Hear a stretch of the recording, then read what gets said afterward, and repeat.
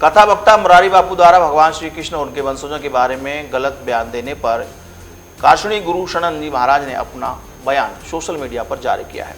अपने बयान में कहा है कि कथा में कई प्रकार के उदाहरण हैं, लेकिन उनके प्रस्तुतिकरण का तरीका सही होना चाहिए। यद्यप उनके सभी विचार हमारे गले के नीचे नहीं उतरते हैं, अभी सभी उनके से हम सहमत नहीं हो पाते हैं।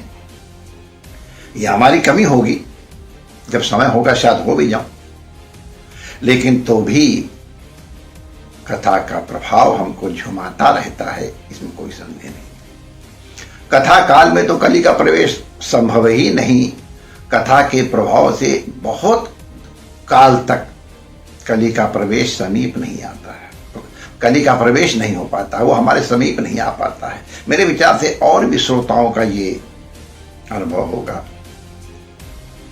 बापू केवल कथा ही नहीं करते हैं, वाणी से ही हमको प्रभावित नहीं करते हैं, उनका आचरण भी उनकी कथा का प्रतिरूप है, प्रतिमूर्ति है।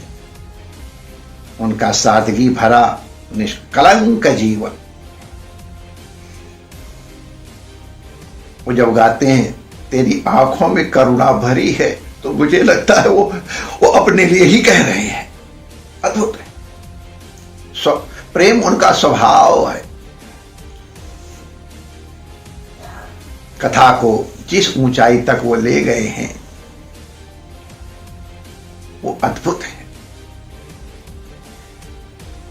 कथा के माध्यम से और उनके आचरण से उन्हें रमण रीति से राजभवन तक और राजभवन से राजघाट तक जो सम्मान प्राप्त हुआ है, कथाकार के रूप में जो उन्हें शीर्षस्थ स्थान प्राप्त हुआ है, इस सम्मान को पचा पाना सहज नहीं है। अच्छे इसके एक अंश से ही गड़बड़ा जाएंगे। कैसे वो इसको पचा पाए, ये हमारी स्पृहा का विषय है। निश्चय ही उनके ऊपर उनके गुरुजनों की, उनके माता पिता की कृपा है, जिसका वो बार बार बखान करते हैं। बिना गुरु कृपा की और रघुनाथ कृपा के, माता पिता के अनुग्रह के, संतों के अनुग्रह के, ये सामर्थ्य आना शक्य नहीं है।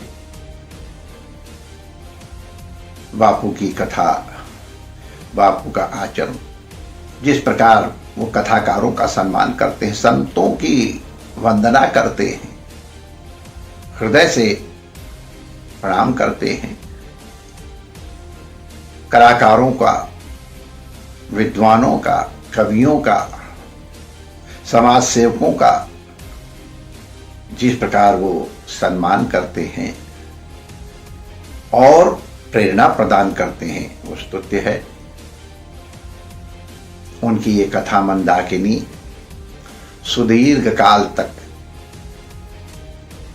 साक्षात उनके मुख से श्रवण करने को हमें मिलती रहे, श्री रमण बिहारी जी के चरणों में प्रार्थना करते हैं और पुनः उनको वंदन करते हैं।